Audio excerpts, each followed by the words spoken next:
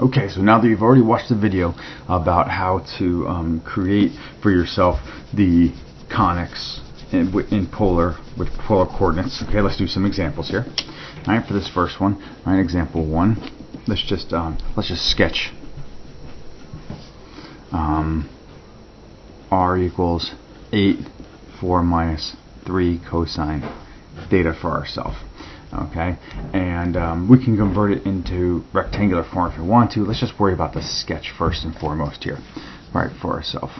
Okay, so if we've taken a look at this one, right, we think about our different equations that we have, and we look back, we can see that our equations, here's the here's the first version we have. We see that that had to be 1 there, right? So the problem is that's not 1 right now, but we can make it 1 by multiplying the top and the bottom by 1/4.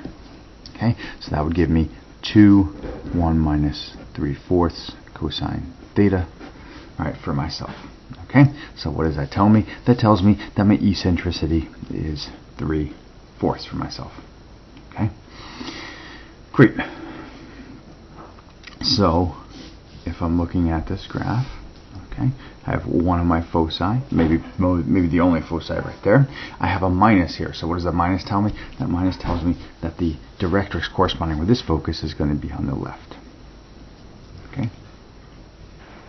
So if we now say to ourselves, okay, what's that distance going to be? We look back at our equation, and if we're looking back at the equation, let me get the actual correct version. We can see that E times D, it gives us the numerator. So we can now see ED has to equal 2, oh, but we already have E, right? So it means 3/4 times D equals 2.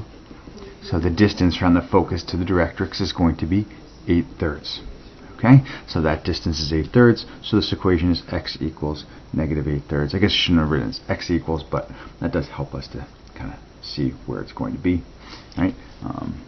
1, 2, 3, a little bit less than 3 that we'd have there. Okay, for ourselves. Okay, so we know that our that we're gonna have a vertex right here, right, somewhere in between these two. So now we want to think to ourselves, okay, where's the other vertex going to be? Right. So the other vertex is going to be, right, we have one vertex. If we're going, they're basically going to be on this axis, and on that axis is going to have an angle of 0 degrees and an angle of 180 degrees. Okay. What we don't know is when we plug that in if our radius is negative or whatnot. So we're just going to check both those. So I plug a radius of 0 in, and it doesn't matter if I use which version I use. I'm just going to use this one without the fractions. So that means my radius equals 8 4 minus 3. Okay. So my radius is 8. So I'll go 1 2 3 4 5 6 7 8. Right, there's going to be one of my vertices for myself. Okay. My other one's going to be at the 180 degrees, so that's going to be 8 4 minus, well, if I plug in cosine of 180, that's negative 1. Okay, and I could have used 0 and pi. It doesn't really matter which one you use. All right, as you do this, I get 8/7. Okay, so I go out 8/7. There's my other vertex for myself. Okay, so there's my two vertices I have for myself. Since this vertex is between this, if I'm looking at it, right, it's going to be opening this way for myself. Hey, that's going to be, I have an ellipse for this one. Okay, and right, the way this would have been a hyperbola is if this vertex had been over here, right, then I'm going to see, okay, it's, the two vertices, I'm going to have another directrix right here, and they're going to be opening away from each other. But instead, since this is since you always open away from the vertex, it's opening towards the other vertex, right? Then I know it's going to be an ellipse for myself. Okay. I can also get this. I can also figure out what the center is going to be, right? Because the center is just going to be the average of these two, right? So the average of this and this, right? Let's see. 8 plus 8/7, so 4 and let me make sure I get this right. Oh, that's a negative over here. So let's see, 56/7, 48/7, 24/7. Count to 0. So 1, 2, 3, 4. Right, wait, that's 3 and a little bit, right? So 1, 2, 3 and a little bit. There's my center for myself. Okay, as we do that. Okay. You can also see that we figured out, remember, we still have that equation, b squared equals equals a squared minus c squared that we can use here, right? And that can tell us how tall it's going to be. So we have b squared, right? And a in this case is this distance right here, right? Or we could think about how far apart these are and cut it in half, right? So let's see, c is 24/7, so right, the distance that, well, that gives us c, right? That's 24/7, so we use that. Okay, for myself, and then a is going to be, well, plus this extra little amount, which is 8/7, right? Because that's 24/7 and that 8/7, so that's 32/7. Okay, so we'll take a look at that, right? I'll grab my calculator here so I get my answer, right? 32 squared minus 24 squared, so it gives me 448 over 49. We'll take the square root of that. Denominator 7, right? 448 is not a perfect square, but let's see what it would divide by. Let's see, 16 goes into it. Let's see what else goes into it.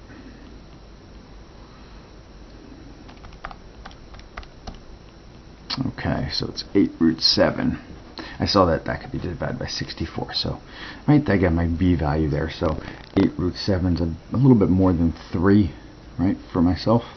So 1, 2, 3, 1, 2, 3. Right, so that tells me about how high it's going to be.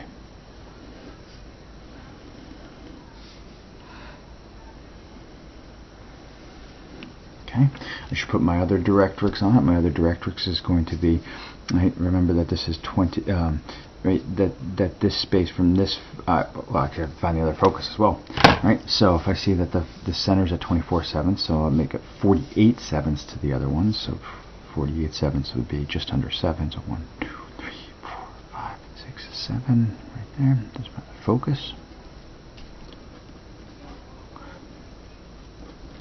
Okay.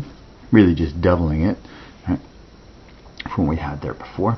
Okay, and my other directrix is going to be, let's see, okay, so this is 8/3 away there, so, right, right, so I just have to add another 8/3, right, so it's going to be 48/7 plus 8/3. Okay, and I'm just going to do that in my calculator.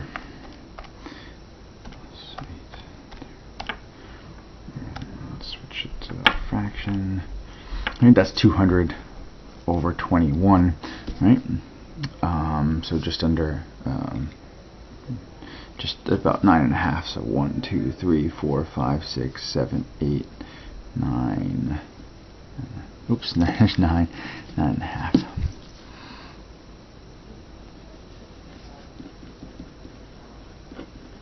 Okay, so I've just graphed that. Right, okay. I could convert it into rectangular form now that I have the A's and the B's. If the question did ask me for that, I could just easily, you know, I could just put it into that form, have the center, and have everything I needed. We're just not going to, because that's going to be kind of messy here. Okay. If we look at a second example here, let's look at one that had a sign to it. Okay, so we had that. Okay, so again, same thing. I'm going to multiply top and bottom by a quarter. So if that make that 1, so I get 9/4 as my numerator, and then 1 plus 5/4 sine theta as my denominator. Okay, what does that tell me? This right here from my equations is my eccentricity, and it doesn't matter what the rest of it looks like. That's always my eccentricity. And then E times D is going to be 9/4. Right, once you have the bottom one. Right, that's going to give you the top one. So your D is going to be 9/5, right, as you move that over. So we have eccentricity, we also have our distance from the focus to one of the directrices. Okay. So if we're sketching this one, right, for ourselves.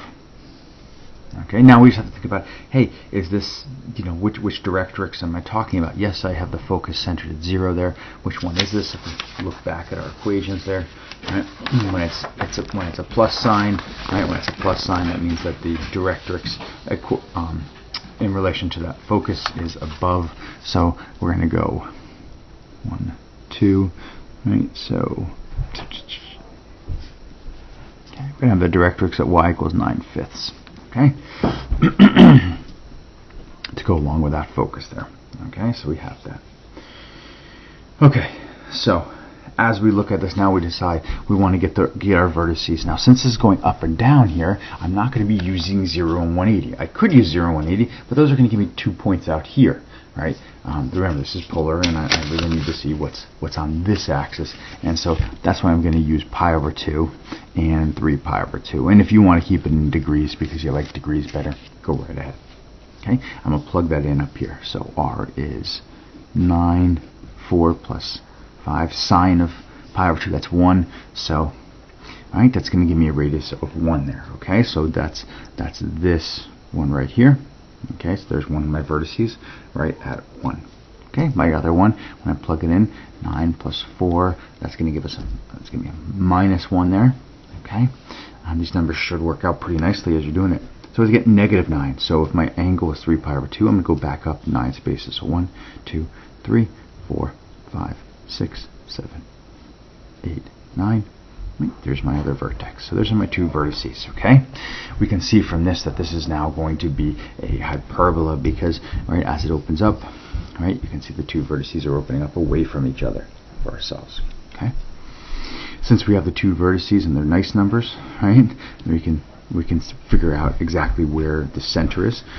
Be careful, you can't just use these numbers, you got to use the coordinates for this, right? So it's 0, 1 and 0, 9. The average there for the center will be 0, 5.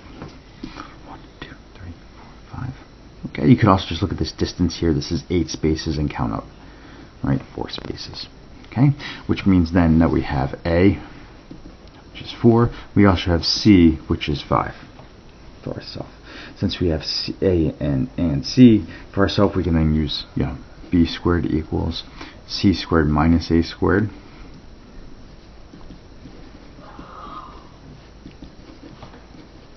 So B is 3. Okay, so we can count out 3 spaces.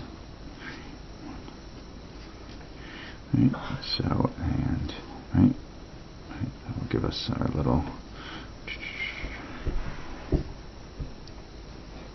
box there, our crosshair, and we can set up the crosshairs for ourselves. Okay. Right. So now we have the sketch. If the directions say sketch this, right, then we've just sketched it. If it says to convert it and put it into polar form, we have the BA and the B, we have the center, so we can just put this, I'm sorry, it's a convert and put in polar form. If it says convert it to rectangular form, now we can convert it and put it into rectangular form.